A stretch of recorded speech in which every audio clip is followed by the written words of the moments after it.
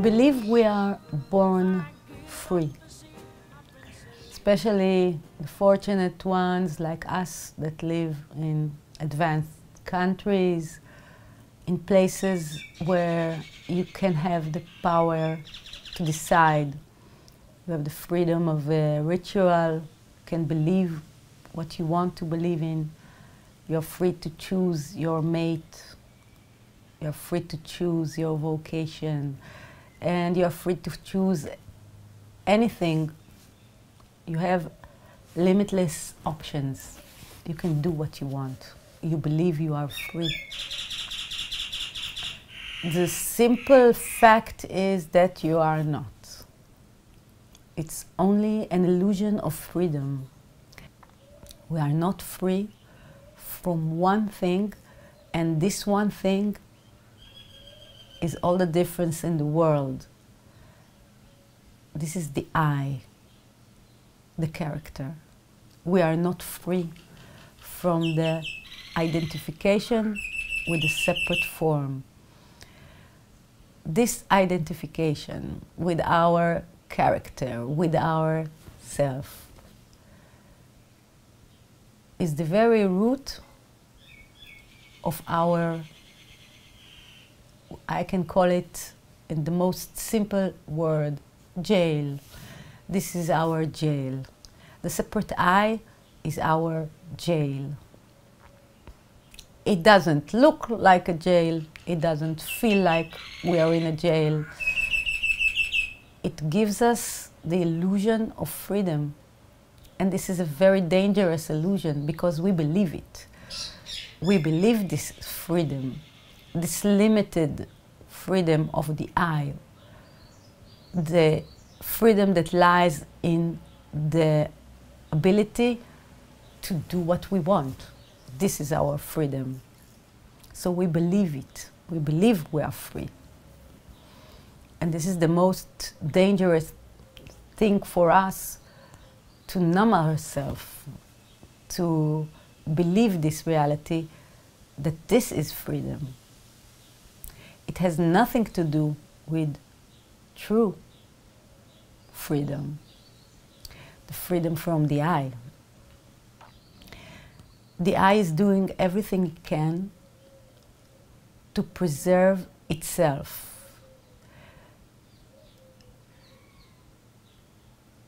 The I wants us to believe that we are separate and free to act in the world full of separate things and options, and that it is up to us how we act to fulfill this feeling of freedom.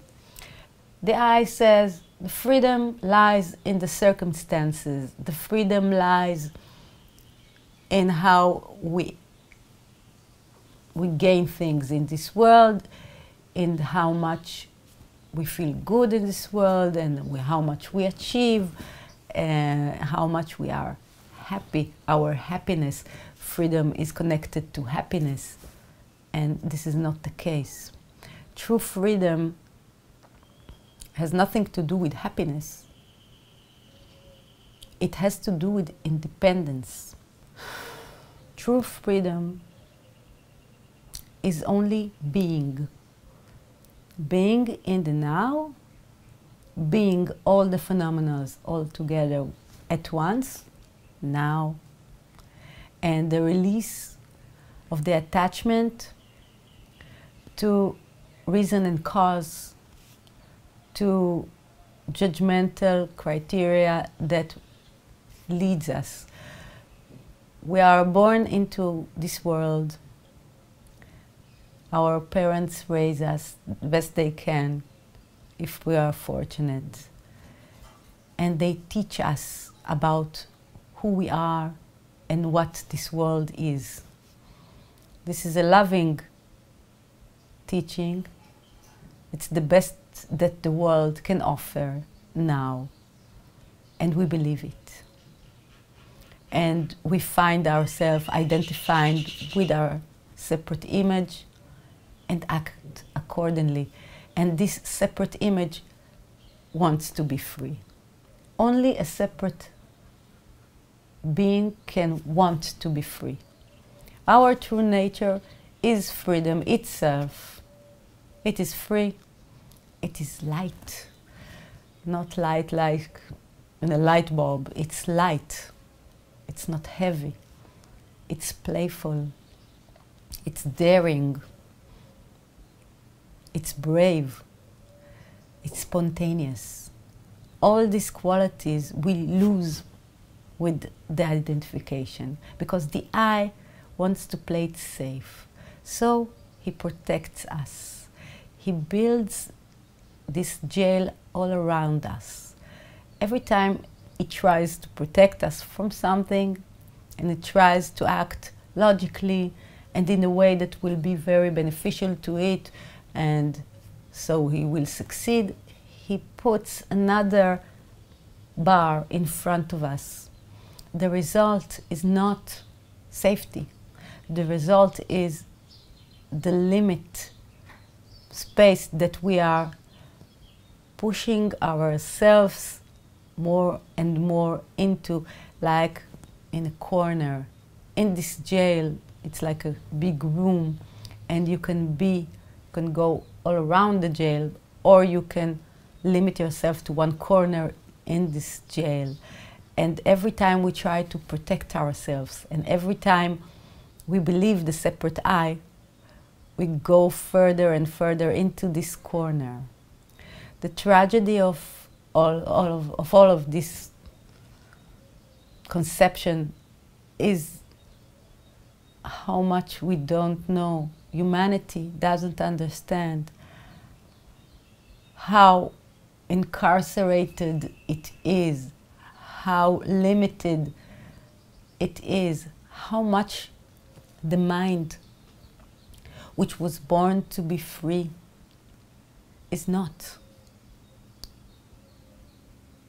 It's a tragedy because if we were to go out of this jail, and this jail is not real, it's only a play, we play with ourselves.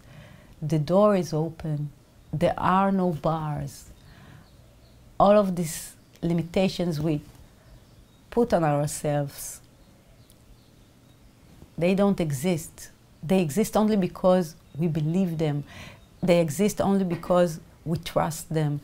And they exist because we don't know they exist. We don't realize how deep is this deception of ourselves, of our sense of freedom. It looks and feels like we are a separate person in this world. We go and we do what we want. And the truth is so far away from this simple concept of ourselves. The truth is that we are not separate, that we are eternity itself walking around, safe as it can be, fulfilled as it can be, blissful as it can be. We are an amazing state, walking around, all this present. It's a present to explore this world through the separate form. It's like a present that we give to ourselves. Okay, this is, we are all nothingness, we are unmoving, silent, blissful serenity, and we will explore it by dividing ourselves into different shapes, like shape of a woman, shape of a flower, shape of a lamp. And this is how we'll see it, how amazing we are. But this little game we tried to play with ourselves was taken to the wrong place, because instead of exploring this state of ourselves with the joy and the freedom that we ought to have done it with.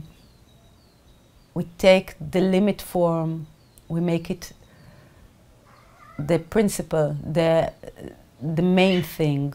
We make it the reality, the real thing. We believe it and we act from it in this reality. And when we act from the limit form, all our reality changes, and not for the better, because it can't. It can't get better. It can't open up all the opportunities that could have opened for us as separate entities, because it's too scared. It's too busy making calculation what will be good for her and not. It misses the moment. It misses every opportunity because it doesn't allow itself to be what it is, a spontaneous movement, a spontaneous, joyful movement. So the first thing we should do is realize that the form of freedom we believe we live in as human beings, the very ground we stand on, this belief is not true. This is not how it feels to be really free. When I say that, I say it because I know for 45 years I have lived as a person who believed that he is free. And only when I lost all the identification with the separate form of Simcha, only when I broke through this veil of deception, self-deception, and realizing and looking straight into what it is, what I am, only then I knew how terrible was the place I was in. No matter that I had a wonderful life, even before this realization, I had a great life. I married to the one I loved, and I have lovely children, and the job that I love, and I live where I want in the nature, and everything was like it was ought to be, like an optimal stage. But inside, the mind of Simcha was torture, self-torture, self-criticism, self-judgment, and noise, so much noise that came from all directions to me, to Simcha, and didn't allow her just to enjoy her life, to enjoy what is, and scared her from doing things that she wanted to do. So I didn't know what real freedom is until I knew. And this is why I talk about the difference between the I that believes that he is free or acts in a free manner. It's not in the outer circumstances. It's not how you live. It's not what you choose. It's your self-perception. It's the knowing who you are. That is the only thing that is free. This place is free from the fear that something is wrong, that you should do things in a different way.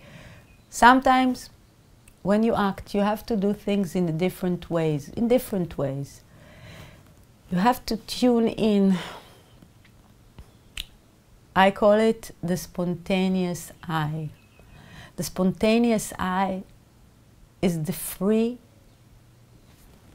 separate form. The separate form is only an illusion. And all the power it gets is from the identification. After self-realization, the separate form stays as a concept.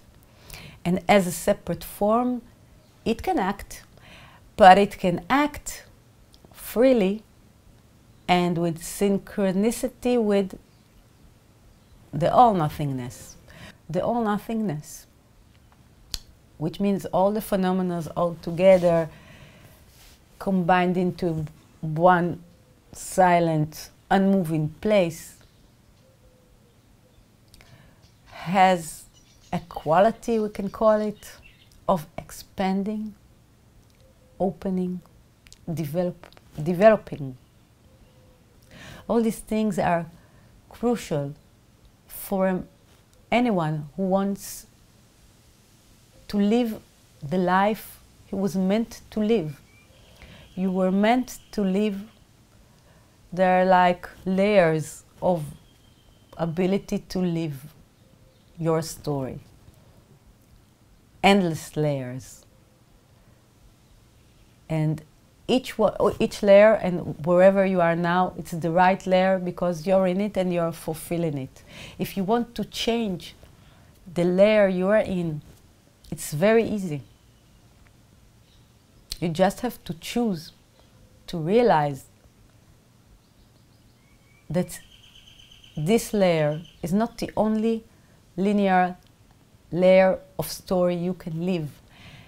And if there was like a ladder of these layers of stories, endless stories of who you can be in your life, in your story, the highest bar in the ladder, the highest place you can get, is the most open place you can get, is the free place you can get, is to lose the identification with the I and let the separate form express the all-nothingness the way it was meant to. And when it does that, our reality changes for the better. It can change for the better by bravery.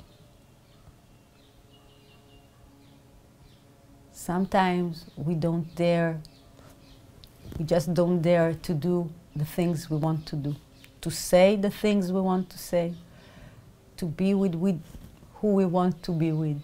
We don't dare. We fright ourselves that it can have consequences that will affect others and us, and we're full of fear. The greatest story we can tell about the separate form is the most brave story we can tell about our separate form. And to live the brave story, to live our highest possibility, to live our highest story, is to bring the qualities of the all-nothingness to full expression. We want all-nothingness, even though it is very quiet place, silent place, unmoving place. Its expression wants to be so powerful, so full. We have to aspire to live the most amazing life we can live. Not amazing like something that is not in our surrounding and it's like a distant dream. It can be a distant dream, but we have to act to follow it. But we can start with bringing ourselves into the current moment, into our lives, and making it the best, the bravest place we can live. Because to escape jail, like in the movies, you need to be very brave. You need to have hope. First, to escape the jail, you have to realize that you are in a jail. Realize that. It's a sad thing, and it's a hard thing to say that all humanity lives in a jail. It's the jail of the I. It's an illusory jail. it's an elusive jail. It doesn't present itself as jail, but it is. It's a hard place. It's a narrow place. And there is no need to cooperate with this jail. This jail is an illusion we inflict upon ourselves. And in the very way we inflicted it upon ourselves, we have to find our way, each one, by knowing himself, to understand how he breaks through from this jail. Realize that you are in a jail, and then strive to get out of it in your tools, in the way you can. You can do it. You have to use your imagination. You have to plan your plans. And above all, you have to be very brave, because the jail, this prison, is a comfortable place. It's the place you know. Who knows what's behind the walls? Who knows if it's better for me to get out of this jail? I can assure you it is better to get out of this prison. I can assure you that outside, there is no outside. This jail doesn't exist only in your separate belief in it.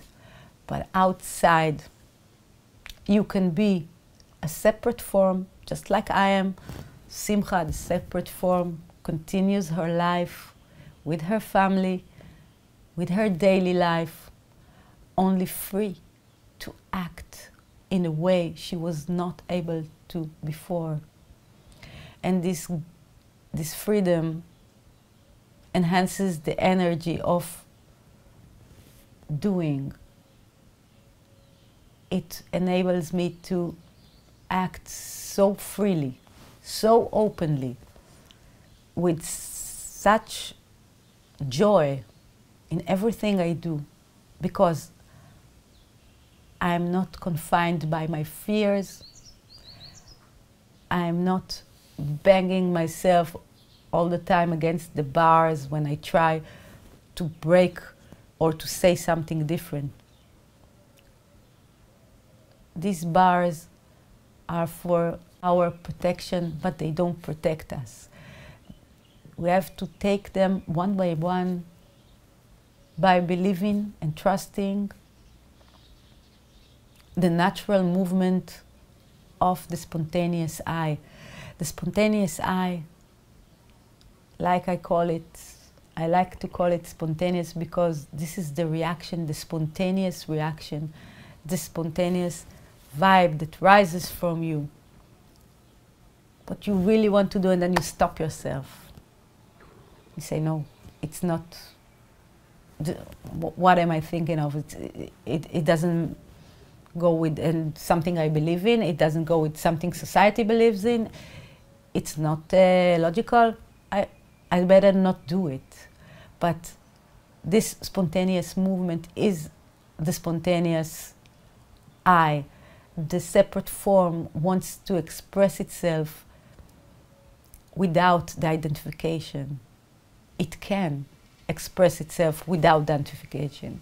You don't have to lose the separate form or anything you are talented in or like. You can do whatever it is your separate form loves without the confinement that your mind is in. Without, it's like now humanity acts with its hand tied and its eyes blinded and its ears closed. And this is how it acts, and it manages the act, and we do things, and we have the illusion that we are free and we are doing things. But it's such a limited movement because it's not in sync with the highest possibility that can be. There is a high open possibility of your life, the best life you can live, the most open and fruitful life you can live. It always has to do with the people that surround you, with how you interact with them. And to free yourself from the identification of the I, you can try to look at this relationship without fear. To say what's in your heart, really. To check how people react when you are open, to allow yourself to be open. You are sensitive, everyone is. Not many allow themselves to be open around other people, so other people don't allow themselves to be open, and everyone slowly shuts down, and there is no real communication. And love cannot be expressed, because love is vulnerability. Love is trust. Love doesn't care. Love wants to be expressed. And you shouldn't be afraid to express yourself in a loving way, in an open way. This is one way of removing those bars in a very paradoxical way. In order to defend your higher self, you have to be very vulnerable, very open. Trust yourself. Be independent. Be your own person. Express yourself freely. Dare. Be brave. Remove one bar after the other until you find the open door that is always waiting for you, just to get outside of this mental prison you inflicted on yourself. It's your doing. And if it's your doing, it's up to you to change it. No one is responsible, and no one can help you. No one can smuggle you away from this prison. No method, no teacher. Not the words I say now. I can only point to you and wake you up to say, do something for yourself. I cannot help you. But the good news is that you can't, the very way that you harmed yourself, you can help yourself. Break free for your sake and for the world, because when someone breaks free from this I prison, he becomes a power and a light for anyone else, for everyone that surrounds him, because he shows them that they can do it and how good it feels. And by his open life, they understand they can live also with ease. You only need to obey the spontaneous I, the I that is connected to the all-nothingness, the separate form without the identification with the separate form. Because it's such a wonderful shape, you are such a wonderful shape, you have such a rich and interesting life around you. Look at your life, be present in your life, bring yourself into your life, open yourself in your life.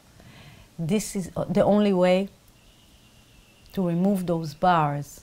Don't protect yourself from life. Don't lose life because you want to protect yourself and or others. You have to dare, you have to try, you have to make the story interesting, You have to open it as much as you can. This is the most important thing you can do for yourself and for the world. We have to allow all nothingness, or the absolute, or consciousness itself, or whatever you want to call it. We have to let her act through our separate form freely, and not the other way around, because one can never be free as long as he identifies with the separate form. He can gain many things, but he will never gain freedom. Freedom is the harmony, is the one synchronized movement of all the things together, trusting this process will open your reality as wide as it can, and this is the only objective of this existence in this world, opening the vastest horizons you can, expressing yourself as fully as you can. Don't limit yourself. Don't stay in your own prison if you can. Nothing good, nothing bad, nothing ventured, nothing gained, nothing stillborn or lost, nothing further than proof, nothing wilder than you, nothing older than time, nothing sweeter than wine, nothing physically